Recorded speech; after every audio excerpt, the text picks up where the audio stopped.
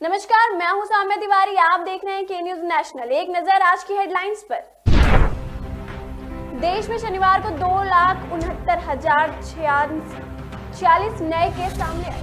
1,22,311 लोग ठीक हुए, जबकि 309 लोगों की मौत।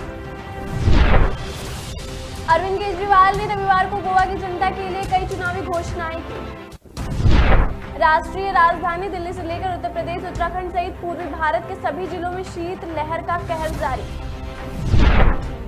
ओवैसी की पार्टी AIMIM ने अपने प्रत्याशियों की पहली सूची जारी कर दी। मुलायम सिंह की छोटी बहू बीजेपी नेता में शामिल हो सकती है। मुलाकात किया और बहुत जल्द ही आधिकारिक घोषणा भी हो जाएगी।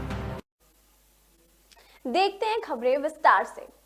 देश में शनिवार को 2,69,046 नए कोरोना संक्रमित, 1,22,311 लोग ठीक हुए, जबकि वही 309 लोगों की मौत भी हुई। इस तरह एक्टिव केस यानी इलाज करा रहे मरीजों की संख्या 1,30,785 की बढ़ोतरी दर्ज की गई।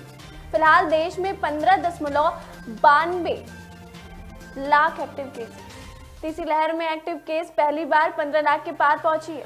वही नए संक्रमित महज 213 की बढ़ोतरी देखने को मिली है। इससे पहले शुक्रवार को 2.67 लाख लोग संक्रमित मिले। देश में अब तक कुल 3.71 करोड़ लोग संक्रमण की चपेट में आ चुके हैं, जिनमें से 3.50 करोड़ लोग रिकवर भी हो चुके हैं। अब तक 4,46,061 लोगों की मौत हो चुकी है। देश में 1 जनवरी को कुल एक्टिव केस का आंकड़ा 1,22,801 तक था। इस लिहाजा से केवल 15 दिन में कुल एक्टिव केस करीब 12.5 गुना हो गए। महाराष्ट्र में पिछले 24 घंटे में कोरोना के 86,205 नए सामने आए हैं। इस दौरान 43,389 लोग डिस्चार्ज हुए हैं। 23 लोगों की मौत हो गई है। राज्य में कुल एक्टिव केस बढ़कर 2.64 लाख हो गए हैं। अब तक राज्य में 71.70 लाख लोग संक्रमण की चपेट में आ चुके हैं। इनमें से 67.60 लोग ठीक भी हुए हैं, जबकि 1,41,789 लोगों की मौत हो चुकी है। राज्य में पॉजिटिविटी रेट 23.08 है।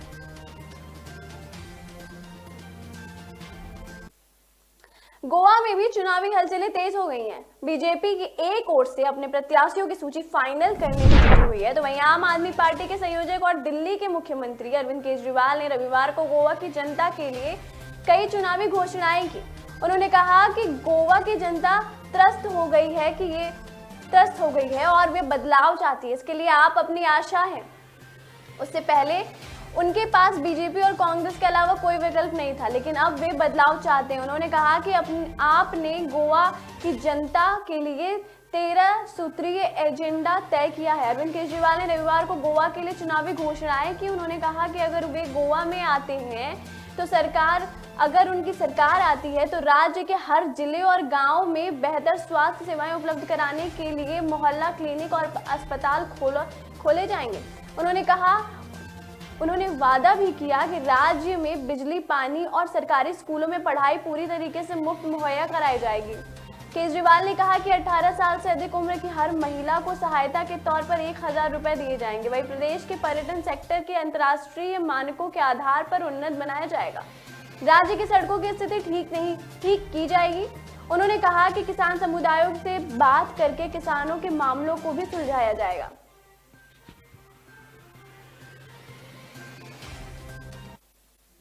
दिल्ली सहित देश के कई हिस्से में भारी ठंड पड़ रही है। कश्मीर से लेकर पंजाब, राष्ट्रीय राजधानी दिल्ली से लेकर उत्तर प्रदेश, उत्तराखंड सहित पूर्वी भारत के सभी जिलों में शीतलहर जारी है। मौसम विभाग के अनुसार दिल्ली में आज रविवार को भी ऐसा ही मौसम रहने की संभावनाएं थी। दिल्ली में विभिन्न जगहों पर तापमान 8 डिग्री से कम दर्ज किए गए हैं। विभाग के अनुसार अगले 4 दिन तक दिल्ली में घने से मध्यम कोहरे छाए रहेंगे। संभावनाएं हैं।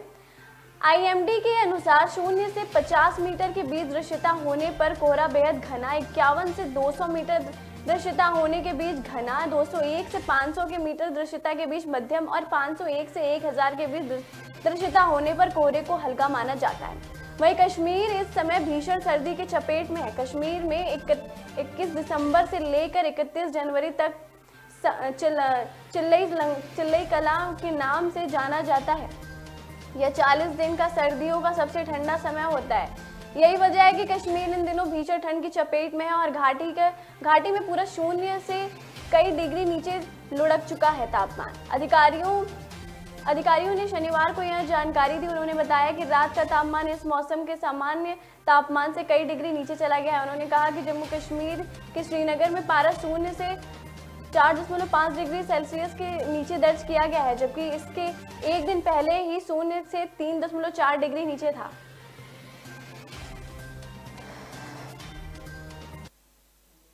उत्तर प्रदेश विधानसभा के लिए हैदराबाद के सांसद ओवैसी की party All India Majlis-e Ittehadul Muslimeen ने अपने प्रत्याशियों की पहली सूची जारी कर दी है। पार्टी की पहली सूची में 9 सीटों के प्रत्याशियों के नाम हैं।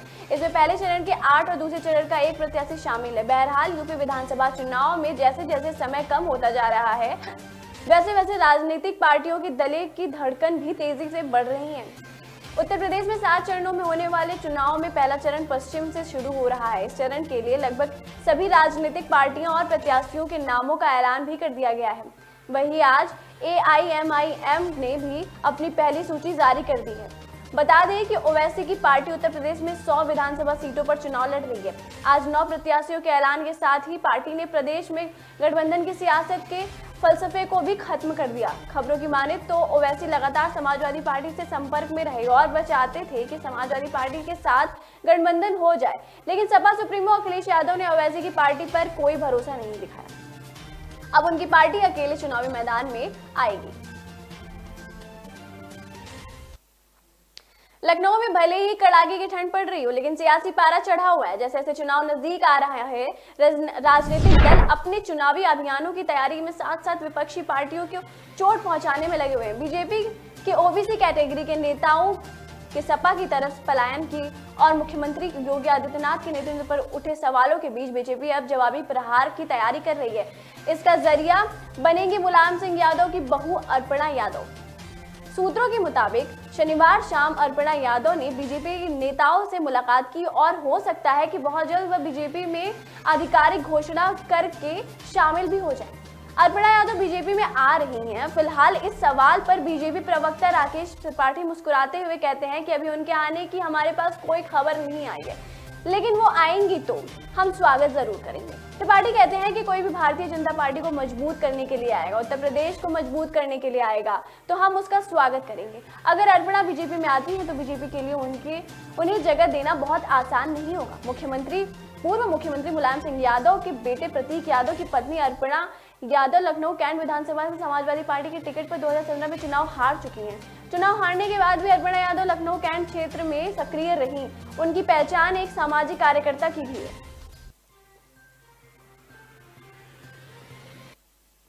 वक्त हो चला है एक छोटे से ब्रेक का, पर ब्रेक पे जाने से पहले एक नजर आज की हेडलाइंस पर। देश में शनिवार को 2,69,046 नए केस सामने आए। 1,22,311 लोग ठीक हुए, जबकि 309 लोगों की मौत। अरविंद केजरीवाल ने रविवार को गोवा की जनता के लिए कई चुनावी घोषणाएं की। राष्ट्रीय राजधानी दिल्ली से लेकर उत्तर प्रदेश, उत्तराखंड सहित पूर्वी भारत के सभी जिलों में शीत लहर का कहर जारी। ओवैसी की पार्टी AIMIM ने अपने प्रत्याशियों की पहली सूची जारी कर दी। मुलायम सिंह की छोटी बहू बीजेपी नेता में शामिल हो सकती है। मुलाकात किया और बहुत जल्द ही आधिकारिक घोषणा भी हो जाएगी।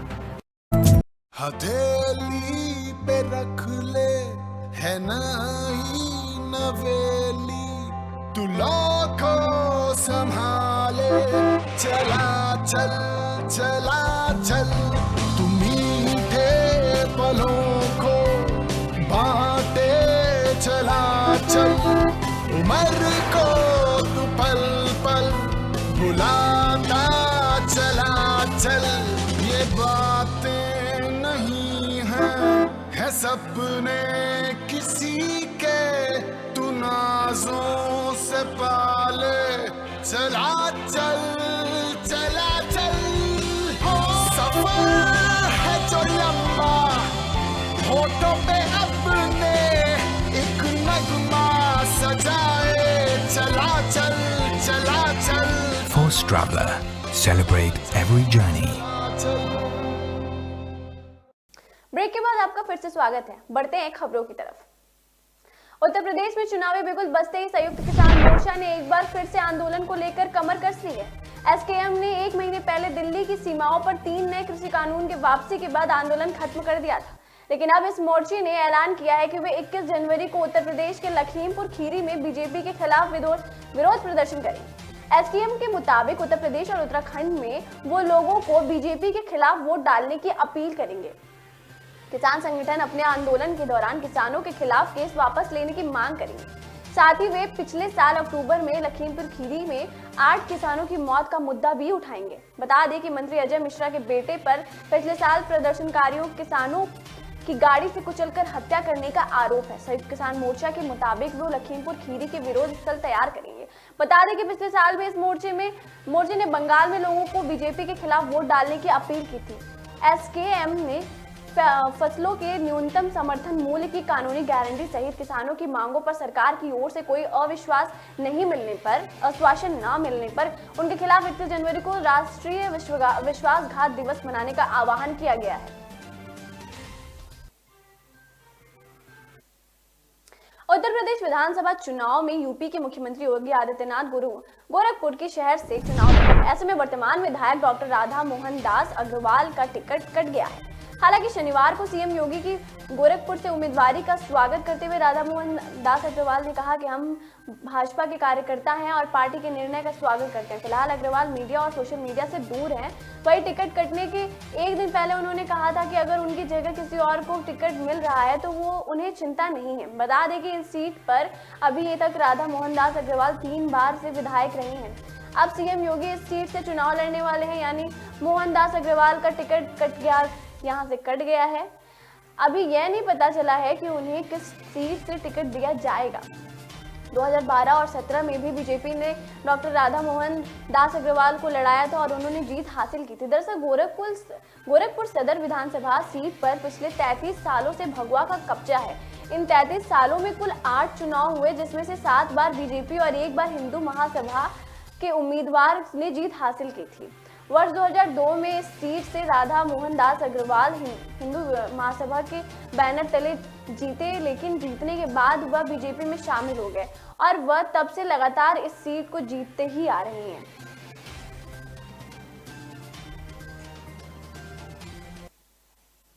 ड्रग केस में नाम जुड़ने के बाद अब अकाली दल के मजीठा से उम्मीदवार विक्रम सिंह मजीठिया के खिलाफ अमृतसर में एक और एफआईआर दर्ज किया गया है। एफआईआर चुनाव आयोग की निशानदेही पर दर्ज हुआ है। गौरतलब है कि हाईकोर्ट से जमानत मिलने के बाद शनिवार को मजीठिया पहली बार अमृतसर पहुंचे थे। उनके साथ गाड़ियों का लंबा काफिला था। गोल्डन गेट पर उनका सिरोपा पहनाकर स्वागत किया गया। चुनाव आयोग की सर्विलांस टीम ने इस रैली का संज्ञान लेते हुए कार्रवाई का आदेश दिया।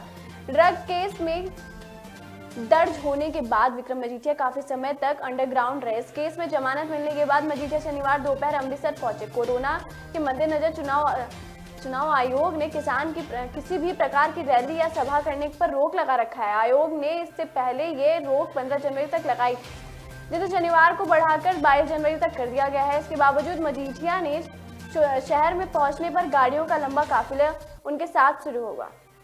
गोल्डन गेट पर भी उनके स्वागत के लिए बहुत से लोग जुटे।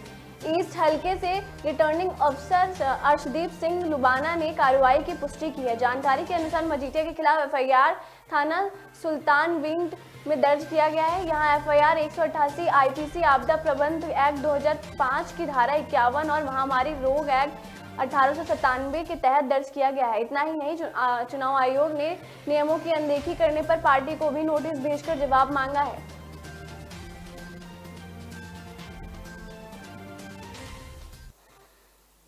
पंजाब विधानसभा चुनाव पर नशे का साया मंडरा रहा है। इसे देखते हुए चुनाव आयोग ने चाबुक चलाना शुरू कर दिया है। 8 जनवरी को चुनाव की घोषणा के एक हफ्ते के भीतर पंजाब में 38.93 करोड़ कीमत का नशा पकड़ा गया है। इसके अलावा 81 लाख कीमत की 2.72 लाख लीटर शराब भी बरामद की गई है। यह जानकारी राज्य के मुख्य चुनाव अफसर डॉक्टर एस करुणा राजू ने दी है। उन्होंने कहा है कि चुनाव आचार संहिता लागू होने के बाद 40.31 करोड़ का सामान जब्त किया गया है। इसमें 14 लाख की नकदी भी शामिल है। वहीं पंजाब में 2222 लोगों की पहचान की गई है जो फैला सकते हैं। इनमें से 894 पर कार्रवाई की जा रही है। पंजाब में ड्रग पर लिहाज से बड़ा मुद्दा है। ड्रग को बढ़ावा देने के लिए राजनीतिक जंग चल रही है। वही वोटर्स को लुभाने के लिए भी नशे का सहारा लेने का अंदेशा है। इसे देखते हुए पंजाब हरियाणा हाई कोर्ट ने भी पंजाब चुनाव में नशे को रोकने के लिए रोड मैप मांगा है। पंजाब सरकार ने भी सवाल पूछे हैं कि उन्होंने पंजाब में नशे को लेकर कोई स्टडी कार्रवाई की है तो उसकी रिपोर्ट हाई कोर्ट को दें।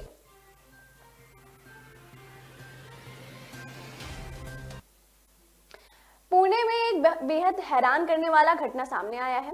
सरकार सड़क पर तेज रफ्तार से दौड़ रही बस के ड्राइवर को अचानक मिर्गी का दौरा पड़ गया और वह ड्राइविंग सीट से गिर पड़ा। अब अनियंत्रित होकर खाई में गिरने लगी बस तो उसमें एक यात्रा कर रही एक महिला ने गजब का साहस दिखाया। 24 यात्रियों की जान बचा ली। महिला ने फुर्ती दिखाते हुए बस की स्टीयरिंग संभाल ली और उसे चलाते हुए बड़ी दुर्घटना होने से बचा लिया। महिला ने इस साहसी काम का वीडियो सोशल मीडिया पर वायरल हो रहा है।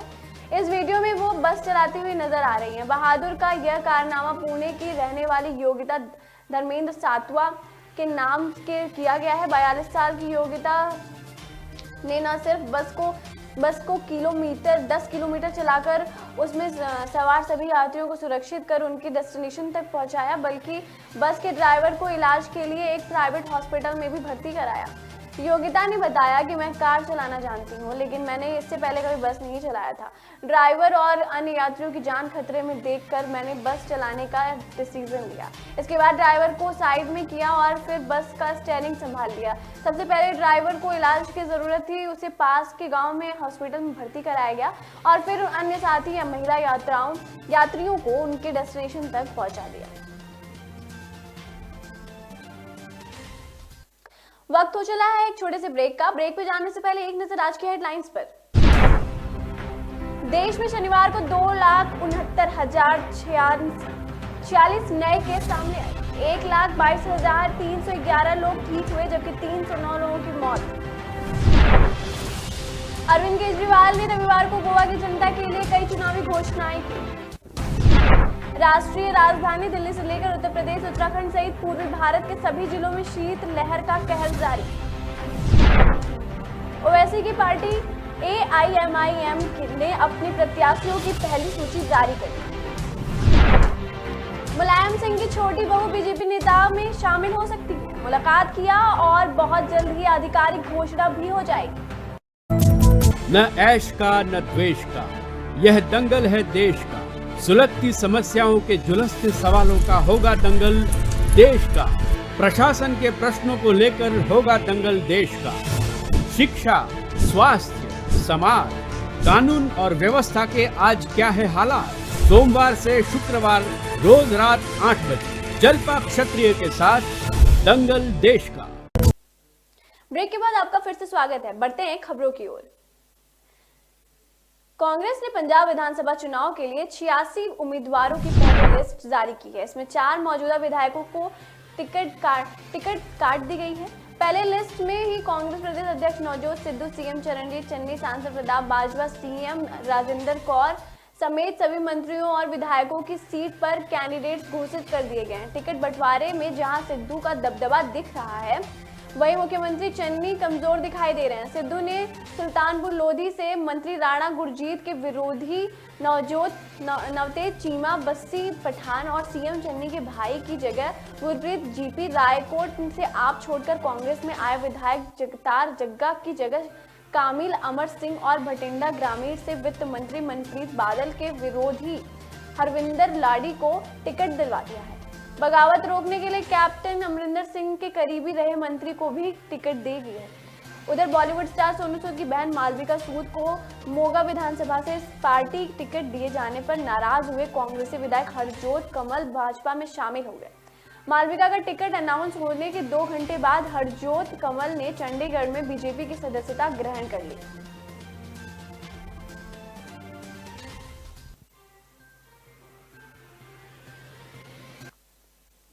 कोरोना के के बढ़ते मामलों के बीच रविवार को आगरा से राहत की खबर आई। लगातार 4 दिन से कोरोना केसों के बढ़ने के बाद रविवार को केसों की संख्या में गिरावट आई। प्रशासन ने पिछले 24 घंटे के आंकड़े जारी किए हैं। इनमें 5007 लोगों के सैंपल जांच में 425 कोरोना मरीज मिले हैं। एक्टिव केस की संख्या बढ़ाकर 3699 हो गई है। इसके अलावा एसएन मेडिकल कॉलेज के कोविड अस्पताल में 17 मरीज भर्ती आए। 4 दिनों में कोरोना के केस 600 के पार हो गए थे। पिछले 4 दिनों में कोरोना के केस 600 के ऊपर आ रहे हैं, मगर रविवार को कोरोना के केसों में कमी आई। 4 दिनों की तुलना में करीब 250 केस कम आए हैं। यह थोड़ी राहत की बात है। आगरा के पॉजिटिविटी रेट में 134 हो चुके हैं। वहीं एएसएन मेडिकल कॉलेज के कोविड अस्पताल में 17 मरीज भर्ती हैं। कोविड अस्पताल के प्रभारी डॉक्टर गजेंद्र विक्रम सिंह ने बताया कि 17 मरीज में से 6 ऑक्सीजन सपोर्ट पे हैं। इनमें से किसी को भी निमोनिया नहीं है। ये मरीज पहले से अन्य बीमारी से ग्रसित हैं। इसके अलावा कोरोना संक्रमण 1 साल के बच्चे को डिस्चार्ज कर दिया गया है।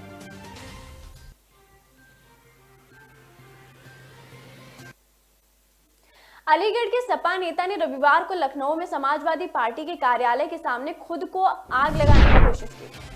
अपने साथी के लिए टिकट की मांग कर रहा था। नेता बिलखता सुबह ही पार्टी कार्यालय के बाहर पहुंचा और खुद पर पेट्रोल डालकर आग लगाने की कोशिश करने लगा। वहां मौजूद पुलिसकर्मियों ने जैसे तैसे उसे रोका और अपने कस्टडी में ले लिया, जिसके बाद लखनऊ से लेकर अलीगढ़ तक चर्चा का दौर शुरू हो गया। अलीगढ़ की छर्रा विधानसभा सीट से धनीपुर ब्लॉक के पूर्व ब्लॉक प्रमुख तेजवीर सिंह समाजवादी पार्टी का टिकट मांग रहे हैं। ठाकुर आदित्य जुनूनी पूर्व ब्लॉक प्रमुख तेजवीर सिंह के समर्थक हैं और उन्हीं के लिए छर्रा विधानसभा क्षेत्र के एमएलए का टिकट मांगना था, लेकिन उन्हें ऐसा लगा कि उनके नेता की टिकट काट दी गई है और उनकी सालों की मेहनत बेकार हो रही है, जिसके बाद उन्होंने लखनऊ में यह कदम उठाया। सपा और रालोद के गठबंधन में अलीगढ़ की छर्रा विधानसभा सीट समाजवादी पार्टी के खाते में गई है।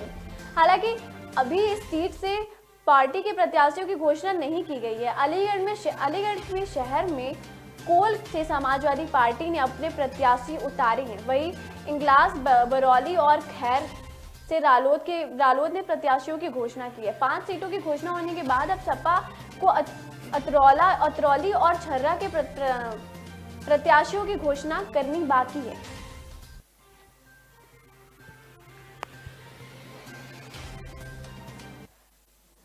समाजवादी संयुक्त मोर्चा की तरफ से आज अपनी दूसरी लिस्ट जारी की गई है। इसके लिए मोर्चा की स्क्रीनिंग कमेटी की तरफ से आज पूरा दिन बैठक किया गया। सूत्रों के अनुसार आज संयुक्त किसान मोर्चा की तरफ से 45 सीटों पर उम्मीदवारों का ऐलान किया जा सकता है। इनमें लुधियाना शहर की 6 सीटें शामिल हैं। शहर की सभी सीटों पर व्यापारियों को उतारा जाएगा और इसका ऐलान भी कर दिया जाएगा। लुधियाना में समिट्री रोड पर किसानों की तरफ से चलाए जा रहे कार्यालय में आज पूरा दिन चहल पहल रहा। बड़े किसान नेताओं ने लुधियाना में डेरे डाले हुए हैं। पहले यह सूची 14 जनवरी को होनी थी, मगर अब इसे रोक दिया गया था। इससे पहले किसानों की तरफ से अब तक पहली सूची में 10 उम्मीदवारों का ऐलान किया गया था, जिसमें समराला से बलवीर सिंह राजेवाला समेत मोगा से आप छोड़कर आए नवजीत सांगा को चुनाव मैदान में उतारा गया है। आज पार्टी की तरफ से 45 अन्य की सूची जारी की गई है। इसका ऐलान जल्द ही किया जा सकता है।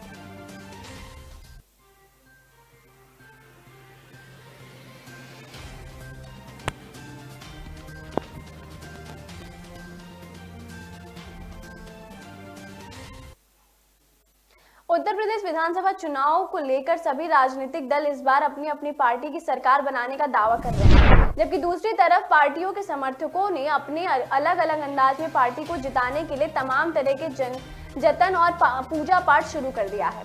ऐसा ही एक मामला बाराबंकी जिले से सामने आया है, जहां पर समाजवादी पार्टी के समर्थकों ने अपने घर पर सपा सुप्रीमो अखिलेश यादव और मुलायम सिंह की फोटो भगवान के बराबर रखकर उनकी पूजा पाठ शुरू कर दी है।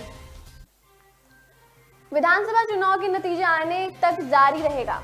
यह पूरा मामला उत्तर प्रदेश के बाराबंकी जनपद के कुर्सी विधानसभा क्षेत्र के अंतर्गत आने वाले गांव काकरिया का है, जहां पर एक परिवार ऐसा भी है जो सपा मुखिया अखिलेश यादव को भगवान विष्णु का अवतार मानता है। इन लोगों ने भगवान विष्णु के बराबर तुलना करते हुए अखिलेश यादव की फोटो की पूजा पाठ अपने घर में शुरू कर दी करना। महिलाएं भी इस पूजा पाठ में शामिल हैं। इन लोगों का मानना है कि भगवान विष्णु अखिलेश यादव के रूप में कलयुग में आए हैं और इनकी सरकार बनना इस बार चुनाव में तय है। जब तक इनकी सरकार नहीं बनेगी तब तक इस घर में अखिलेश यादव और मुलायम सिंह की पूजा होती रहेगी। उन्हें विश्वास है कि इस बार उत्तर प्रदेश में भगवान विष्णु के अवतार अखिलेश यादव की सरकार ही बनेगी, तभी प्रदेश का कल्याण हो पाएगा। हमारे साथ बने रहने के लिए धन्यवाद। देश विदेश की तमाम खबरों को जानने के लिए देखते रहें के न्यूज़ नेशनल। नमस्कार। देश में शनिवार को 2,69,046 नए केस सामने आए। 1,22,311 लोग ठीक हुए जबकि 309 लोगों की मौत। अरविंद केजरीवाल ने रविवार को गोवा की जनता के लिए कई चुनावी घोषणाएं की। राष्ट्रीय राजधानी दिल्ली से लेकर उत्तर प्रदेश, उत्तराखंड सहित पूर्वी भारत के सभी जिलों में शीत लहर का कहर जारी। ओवैसी की पार्टी AIMIM ने अपने प्रत्याशियों की पहली सूची जारी कर दी। मुलायम सिंह की छोटी बहू बीजेपी नेता में शामिल हो सकती है। मुलाकात किया और बहुत जल्द ही आधिकारिक घोषणा भी हो जाएगी।